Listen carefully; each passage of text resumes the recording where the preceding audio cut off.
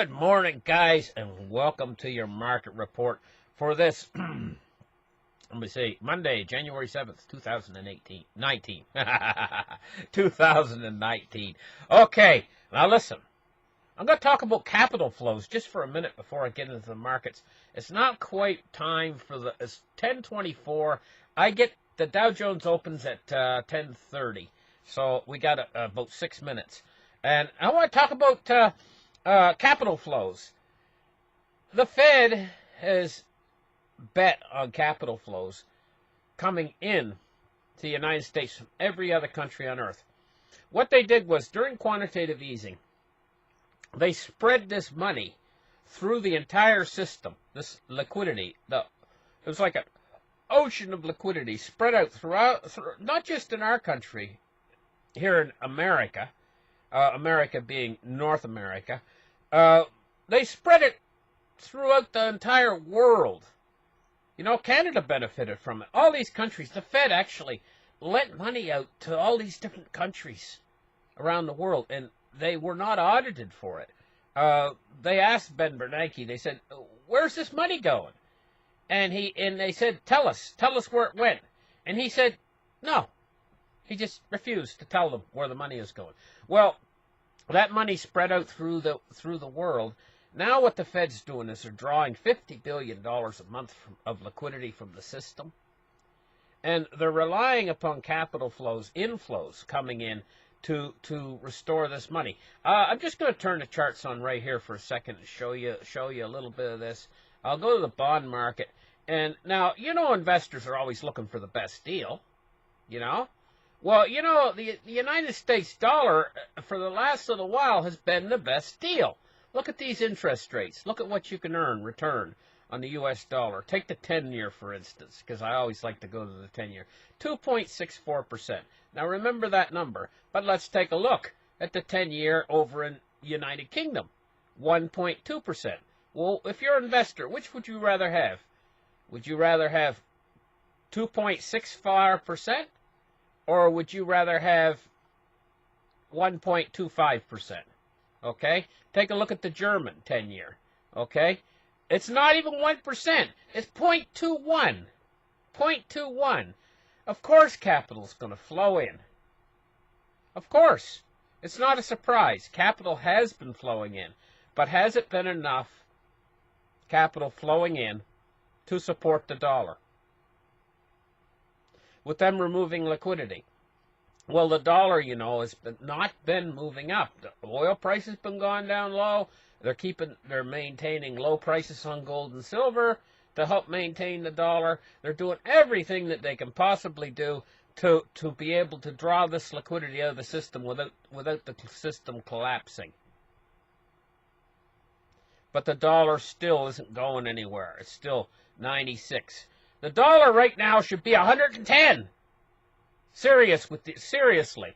The capital flows should have came in. All those dollars should have came back in investment, and the dollar should have went up. It's not. It's not moving. It's not budging. This is a bad sign for the dollar, really bad.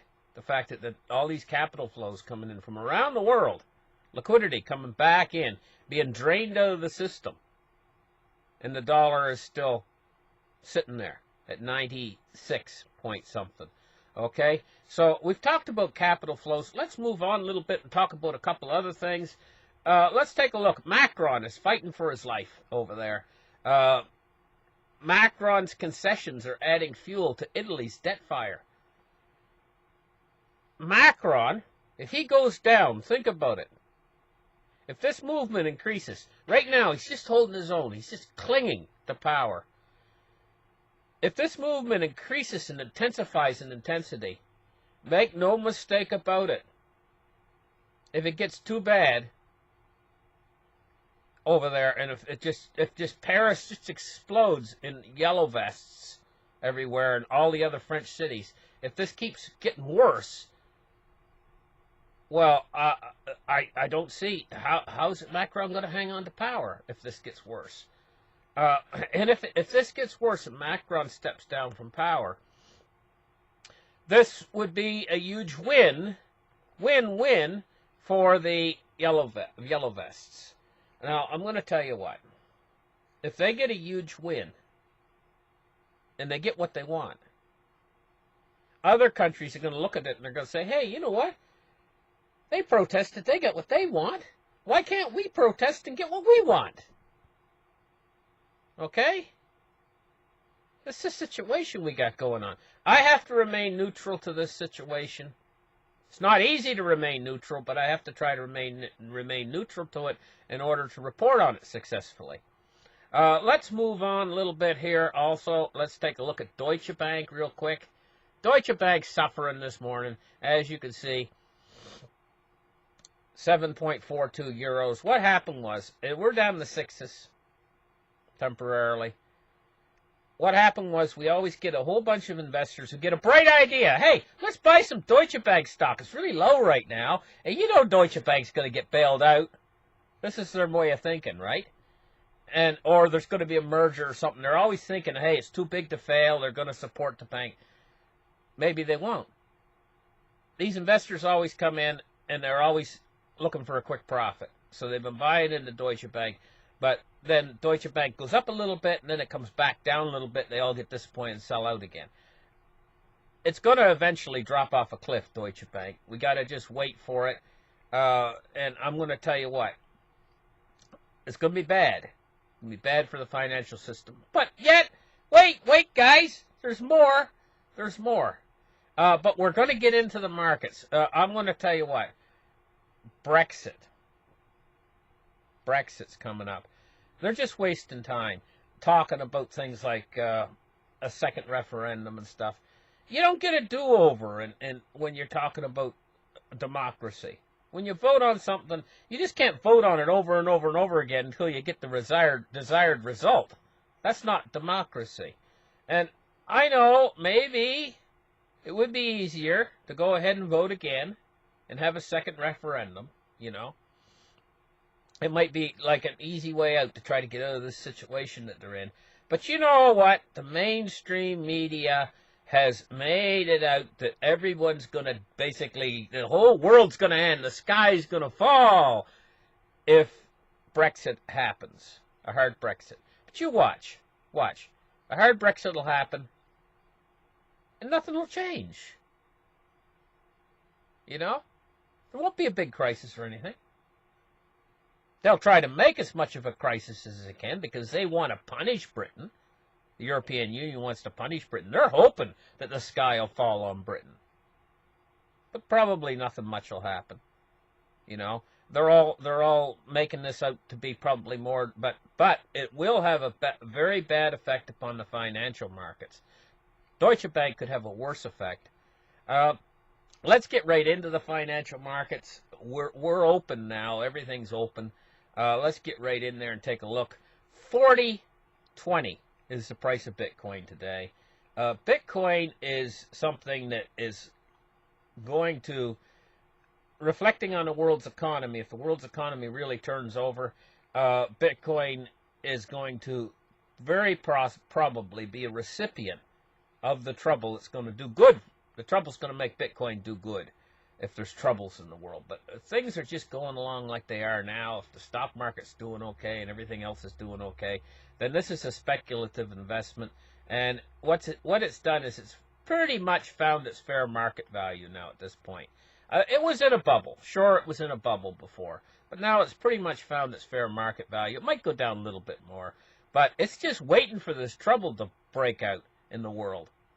It's poising itself to actually find use cases in the real world environment to be used as currency. It's ready. It's ready. It's poised itself there. It's ready. If there's huge problems in the world and these problems reflect upon the regular fiat currencies, then this will push cryptocurrency into adoption quicker than it would normally. Normally, if the fiat system is working properly, this would take a lot longer. But if the fiat system starts to run into trouble, then cryptocurrency is going to be a beneficiary. Now let's take a look at cryptocurrency market capitalizations. 136 billion. I think it touched 137 billion yesterday. 51.8% Bitcoin dominance. And if we look down here, we see that the coins are doing pretty good. Litecoin's holding its gains it made. It's at 37.97. Litecoin is a very exciting coin, a very exciting future for that coin. Ethereum is doing pretty good. XRP is doing good. They're all doing good today. Let's take a look at the Dow Jones Industrial Average now this morning, and let's refresh the page. Oh man, it's only up 15 points. You know, I was expecting a little bit more positive enthusiasm in the market today, but I think that positive enthusiasm will come when Donald Trump completes his trade deal with the Chinese, and I think that's going to happen. I feel very hopeful that's going to happen. I know Donald Trump and the Chinese both want to sit down and have a deal at this point. I think the deal is going to go through. We're going to have to wait on that a little bit longer, though. Let's take a look now at oil prices. Oil prices are up $1. We're up $1. They're a full 2.09%, 48.96. This bodes well for the Canadian dollar when oil prices go up. Now let's take a look at bonds and rates. And what we're looking at here is still inflows of capital, still coming in. Bond purchases are still really strong because it's the best deal. The U.S. dollar right now is the best horse in the glue factory. That's what it is. The best horse in the glue factory. You remember in the old days, you used to take the horse to the glue factory, and they used to use the hoofs to make glue out of.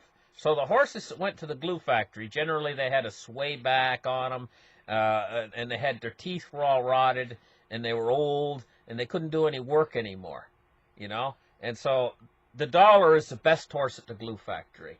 Now let's take a look at the U.S. dollar index, see what it's doing today. Oh boy, the dollar's falling. Look at that. 95.76. She's tumbling. She's tumbling, guys. Look at that. Isn't that something? Now, we never took a look at gold and silver today. Where is my gold and silver chart? Honest to God. Where is my gold and here, Kitco?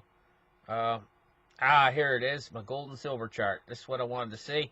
It's up 4 cents for silver. And let me take a look at gold here. Now, I'll tell you one of the things that's affecting gold and silver right now is this relief in the markets right now. Now, even though the dollar's moving down, I should say, gold and silver's not being a good recipient of that, really, because people are feeling relief. When they feel relief, they let go of their SLV or GLD they just bought, because they don't buy real gold and silver anymore. No, the market's controlled by the paper market, you know, and so they buy GLD or SLV. And now let's take a look at the gold price real quick here. $8.10 up. I'll tell you what, if the dollar keeps moving down today, it will reflect into the gold price. You will see that gold price moving up a little bit higher today if the dollar keeps moving down. Okay? So we got to keep our eye on that.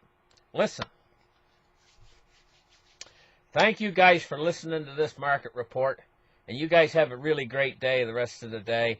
And I'm kind of happy today, you know. I feel happy today. It's just, I don't know why. You have days when you feel kind of happy. Today I feel kind of happy.